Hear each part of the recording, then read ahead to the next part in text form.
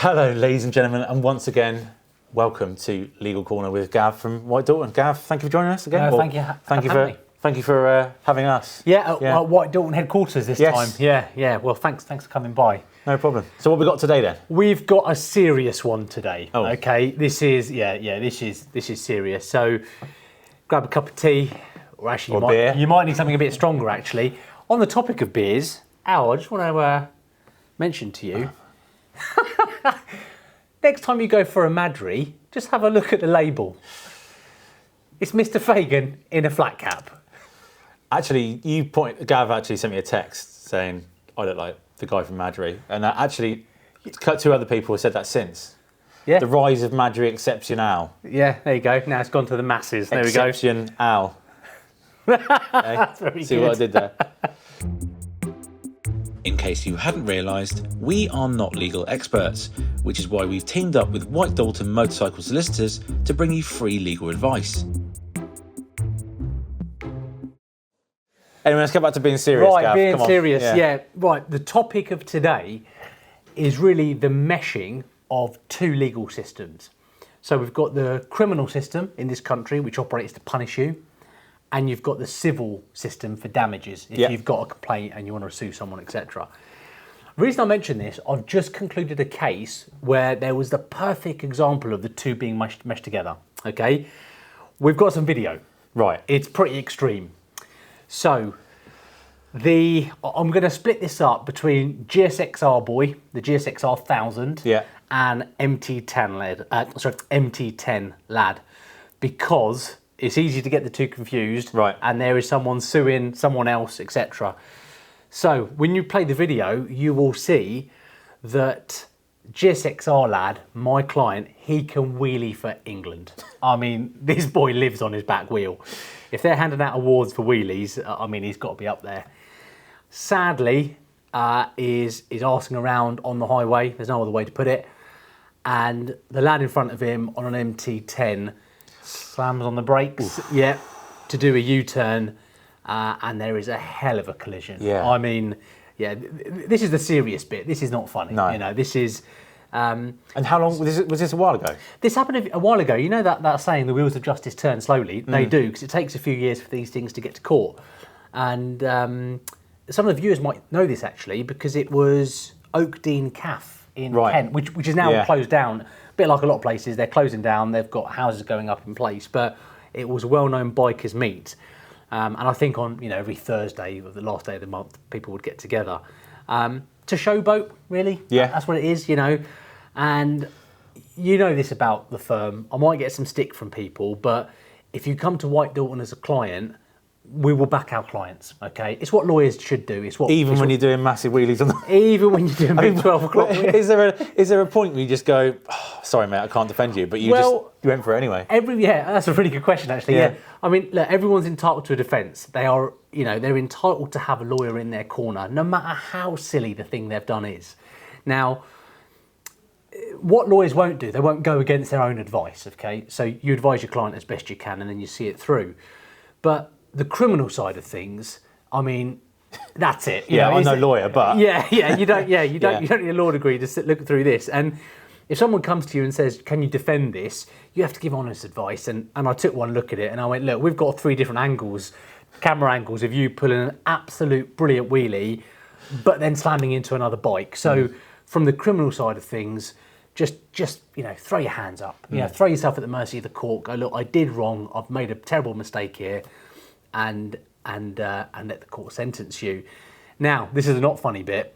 He did get sentenced, so charged with causing serious injury by dangerous riding.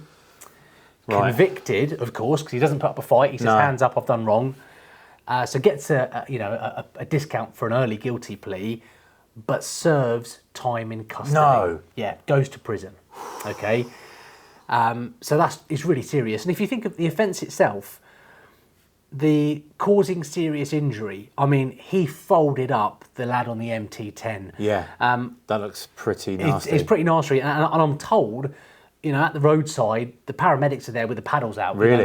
Resuscitate people. Oh, wow, okay. It's that level, If you haven't got good paramedics on the scene quick, you are looking at fatalities. Right, okay. So in this case, Thankfully, there are no deaths, but you've got MT10 lad very, very badly broken, and you've got GSXR lad actually who did it all, also quite badly broken. So as far as the criminal side of things goes, puts his hands up, gets a custodial sentence, and actually does prison time. Now, this is where the mesh between the two legal systems comes together, because upon release from His Majesty's custody, the client says to me, look, what about a civil claim? And some lawyers would look at that and go, look, you've hit the back of someone. You're taking a mickey, mate. I took a slightly different view, okay, because yes, GSXR rider's done something wrong, okay. He's got his one wheel up in the air for a hell of a distance, excess speed, and overtaking traffic. But that wasn't the ultimate cause of the accident. So there must be some blame, was my view, on the MT10 lad, because if he's going up and down the road doing a similar thing, they denied that, by the way. They said but they were all there for the same reason. They're all there for the same reason. They said, oh, we've just turned up looking at the sky. Lovely, what a beautiful day.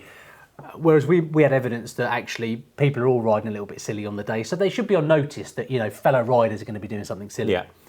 And so MT10 lad, although he's quite badly injured, he slams on the brakes. He pulls the UE, okay? And although we're all messing around, he's got to be on notice of what people behind him are doing, especially if he's been doing a similar sort of action.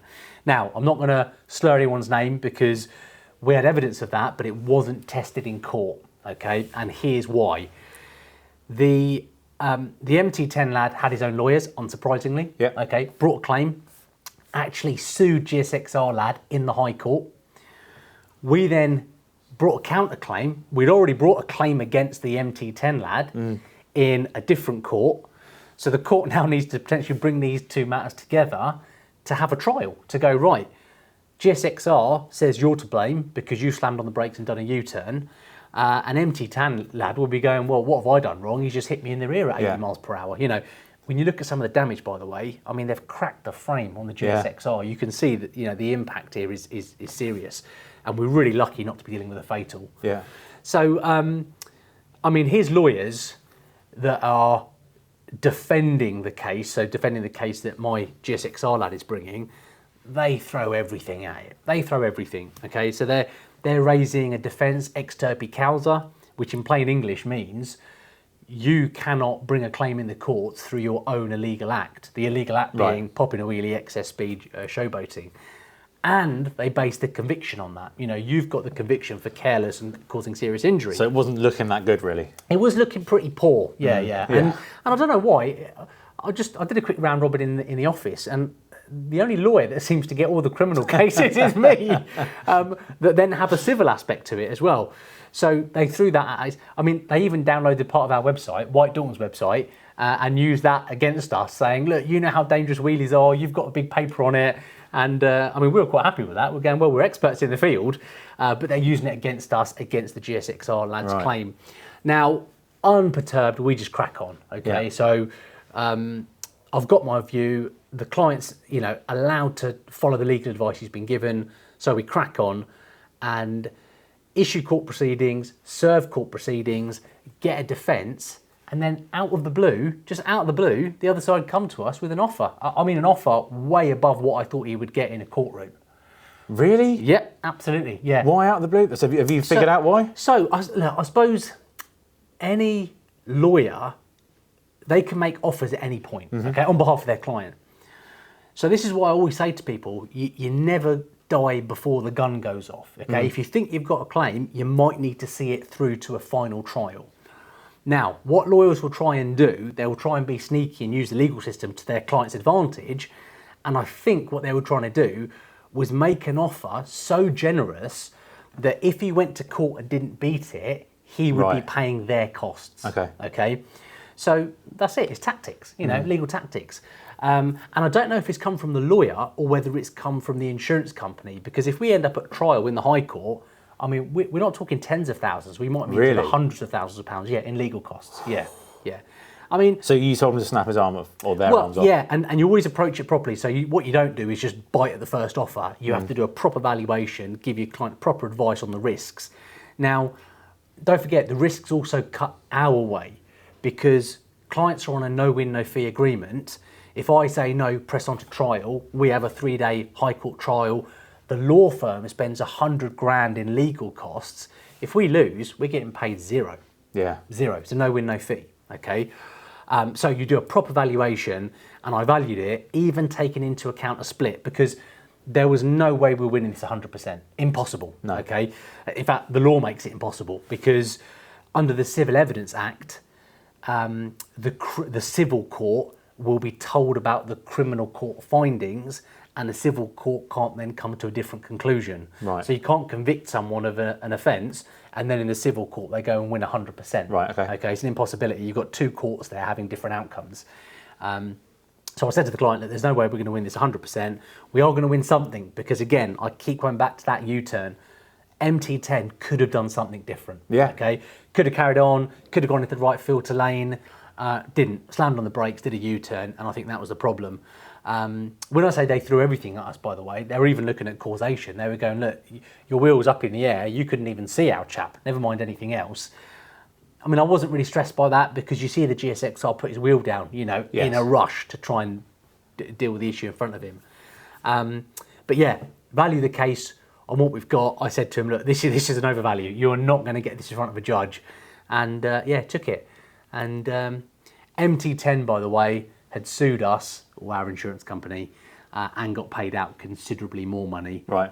But he was more injured, you know. That poor lad was being resuscitated at the roadside. Yeah. So, yeah, there's the mesh between the civil and the criminal system, and why you lawyer up and do not stop, unless your lawyer tells you to stop. I mean, there's got to be. I know it was a few years ago now, but there's certain times where, look, we don't condone wheelies. It's not big. It's not clever.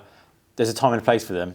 But just, you know, I couldn't dream of being in a public place and doing those sort of stunts now, just with social media and everything else. Because you know, even if there was no accident, Karen would have shown it to the police, and then that's enough now, isn't it? Well, yeah. I mean, you've got CCTV. Yeah. You've got one of the vehicles that was overtaken, dash cam. There's loads of evidence. There's lots of evidence. You're always on camera. It looks really good though, doesn't it? Like, the wheelie was brilliant. It was brilliant. It was a hell of a wheelie. Hell of a wheelie. Yeah. Yeah, completely illegal, and we don't condone it. No. Like I said, we 44 Teeth, White Dawn, do not condone it at all in the slightest. There isn't time and a place though. If you're in that sort of quandary, that's why you take some legal advice, and hopefully that will be of use to some of the viewers. Thanks, Gav. Thank you very much. See you in the next one. See you in the next one.